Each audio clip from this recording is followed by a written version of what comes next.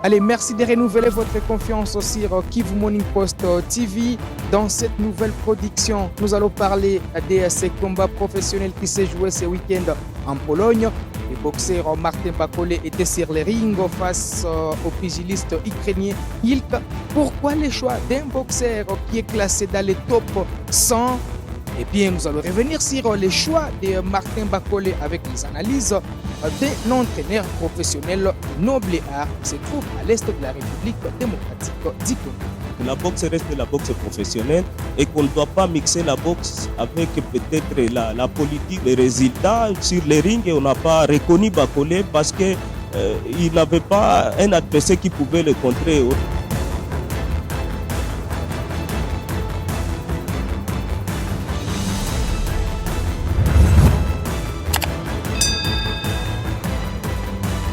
Comme je le disais, ce week-end a été mouvementé par ces combats de boxe professionnels du boxeur professionnel congolais Martin Bakole.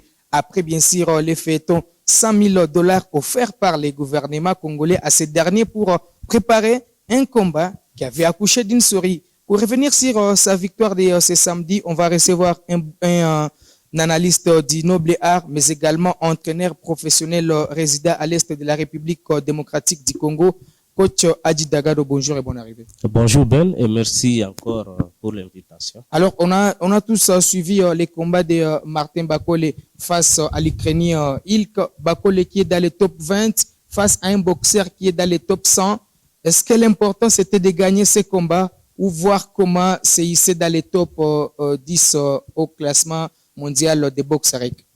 D'abord, en tant que Congolais, Bakole devait passer sur les rings parce que vous savez avec le programme professionnel, il faudra à ce que les boxeurs puissent être régulièrement sur les rings.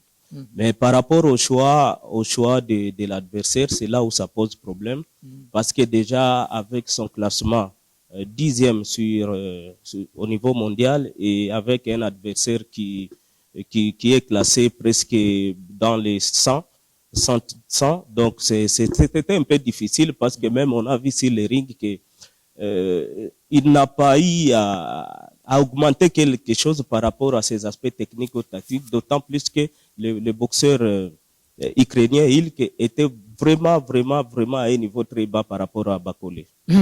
Alors, un combat gagné au niveau des 3e rounds sur décision de l'arbitre. On a tous suivi cette affiche entre ces deux boxeurs.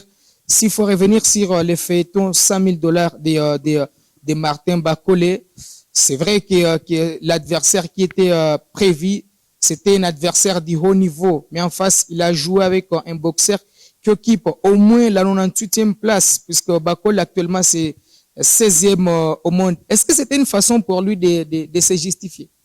Bon, je pense que c'est ce qui a motivé beaucoup plus ces combats. Et il n'a pas mis sa carrière en avant. Il a préféré peut-être essayer de faire quelque chose par rapport à ce que moi j'avais appelé comme erreur commise par rapport à cette histoire de $100,000. Parce que là, il n'a pas pris, il est temps de se concentrer sur sa carrière pour faire un choix de très bon adversaire afin qu'il puisse avoir des cotations encore beaucoup plus meilleures que la cotation qu'il a eu. Et donc, c'est là où j'étais en train toujours d'interpeller Bakole par rapport à sa manière de faire. Donc, la boxe reste la boxe professionnelle et qu'on ne doit pas mixer la boxe avec peut-être la politique ou quelque chose qui ne marche pas avec les réglementations de la boxe professionnelle. Voilà, maintenant, les résultats sur les rings, on n'a pas reconnu Bakole parce que il n'avait pas un adversaire qui pouvait le contrer. Bakole était face à un boxeur qui n'avait même pas de choix techniques, même tactiques. Donc lui, il était là seulement pour recevoir des coups avec beaucoup plus d'imprécision, avec aussi je sais pas, on avait vraiment du mal en tant que technicien à pouvoir faire la lecture de ce que son adversaire a donné. Et donc lui, il a fait que le choix de pouvoir jouer seulement en assaut, en attaque, et que l'autre là qui était trop lent, qui était imprécis et qui s'accrochait, qui jouait la tête fléchie vers le bas, Et donc, on n'a pas senti vraiment ce qu'on attendait de Bakole par rapport à ces choix. Ce choix a été motivé, bien sûr, avec ces feuilletons. 100 000 $ où il fallait tout prix justifier, alors qu'il n'avait pas aussi le droit ou le devoir de pouvoir justifier, parce que, en fait, quand vous voyez même le combat qui a été organisé, c'est pas un combat qui a été organisé au nom de la République démocratique du Congo. Il y avait des partenaires et lui-même avant le combat, il a présenté un promoteur, quelqu'un qui se pense c'est lui qui est le responsable des boxeurs. Vous allez voir que même au niveau de la pesée et de l'engagement, derrière le background, on n'a pas vu les drapeaux de la RDC, on a vu que les insignes des partenaires. Et donc, c'est ce que je suis en train de dire, que le professionnalisme ne dépend pas toujours avec le moyen de l'État, parce que il y a des promoteurs qui sont là, il y a des équipes professionnelles de chaque boxeur qui travaillent sur ces aspects-là.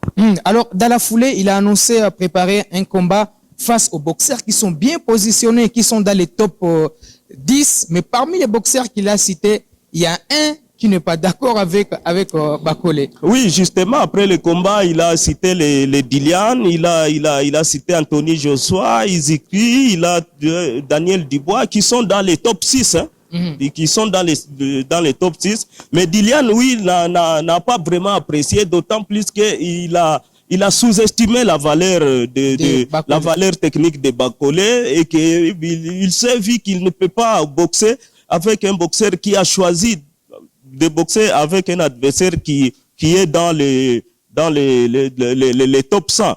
Et donc, directement, ils ont eu vraiment un temps d'échanger avec ça pour montrer qu'ils n'étaient pas d'accord avec ce que Bakole a pu faire. Alors, Bakole qui était sur une très belle lancée après sa victoire devant Anthony Oka, une victoire qui a fait réfléchir et qui a fait soulever les publics congolais, mais depuis un certain moment, tout le monde commence à critiquer la suite de la carrière de Martin Bakole. Est-ce qu'il est temps pour lui de rectifier les tirs afin de se retrouver dans les top 10? En tant que Congolais, c'est ce que nous demandons toujours. Malheureusement que son équipe et son entourage n'arrivent pas à comprendre qu'ils ne doivent pas faire des affrontements sur Internet par rapport aux Congolais qui ont estimé que ce que Bakole avait fait, et ce n'était pas quelque chose de professionnel et ce n'était pas décevant. Et voilà qu'à chaque fois maintenant, au lieu de se concentrer sur la carrière de l'organisation de l'équipe, du choix des adversaires, on est là pour justifier, pour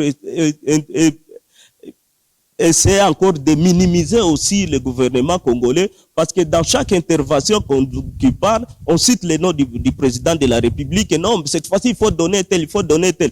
Vous voyez que même sur le plan psychologique, je ne vais pas vraiment aller sur le plan politique, ça joue quelque chose et ce n'est pas bon de pouvoir mixer le sport dans la politique ou dans les affinités qu'on peut avoir avec les autorités. Alors, vous êtes un entraîneur professionnel du Nobléar. Comment vous trouvez actuellement l'évolution de la boxe en République démocratique du Congo, que ça soit chez les léopards, chez les amateurs ou encore les professionnels, surtout avec la 31e édition de la Coupe du Congo qui a eu lieu récemment à Kinshasa? Bon, j'ai toujours dit avec la fédération actuelle, la boxe évolue très très bien au niveau de la République démocratique du Congo, et beaucoup plus sur le plan amateur, parce que déjà nous avons des boxeurs qui jouent le mondial, les boxeurs amateurs qui jouent aussi les compétitions africaines, et donc on voit qu'à chaque année on est présent, que ce soit sur le plan africain, que ce soit sur le plan mondial. Et c'est là où je me dis que bon, il y a quand même quelque chose à féliciter par rapport à la direction actuelle de la fédération. Et il y a aussi l'intégration progressive de la boxe professionnelle. Et selon ce que nous avons eu comme information, il est dit déjà qu'à partir de la République démocratique du Congo, via la Fédération congolaise de boxe, on pouvait commencer déjà à enregistrer les combats professionnels qui se jouent à travers la République démocratique du Congo. Et donc, c'est une bonne chose et ça montre que nous sommes en train d'évoluer au rythme du monde actuel. Et chez les professionnels, on a Ilunga Makabu qui a récemment perdu son combat. Bakole s'est relancé, mais avec beaucoup de critiques vu son adversaire, mais il a quand même eu le message des félicitations du nouveau patron du sport en RDC. Est-ce que c'est déjà un message qui montre que les ministères des Sports va aussi être proche de la boxe, puisque déjà avec les premières impressions, les gens pensent que les ministères vont plus se concentrer sur le football. Oui, c'est un devoir de tout Congolais de pouvoir féliciter le boxeur congolais qui vient de gagner sur les rings ou qui preste à l'international. Je ne vois pas en quoi aussi ça peut être beaucoup plus intéressant que le ministre actuel puisse le faire parce que c'est un Congolais. Mais seulement que nous avons toujours demandé d'être un peu objectif parce qu'il y a plusieurs Congolais qui sont en train de faire les merveilles. L'autre fois, vous avez vu un boxeur de MMA qui a gagné et qui a retrouvé ses ceintures. Il y a au courant de cette année, je pense que il y a un boxeur, Patrick Moukala, qui a boxé aussi au compte de la République démocratique et qui boxe au compte de la République démocratique du Congo. Nous voulons voir que tout le monde puisse encourager pour suivre ces boxeurs-là. Il ne faudra pas seulement montrer l'impression que certaines personnes peuvent être encouragées par le gouvernement parce qu'il y a des affinités. Donc, c'est ça. Mais la félicitation du ministre, ça vaut la peine parce que c'est le patron du ministère des Sports et il y a un Congolais qui a presté. C'est normal que Kabulo puisse le féliciter. Alors, coach, merci d'avoir honoré notre invitation.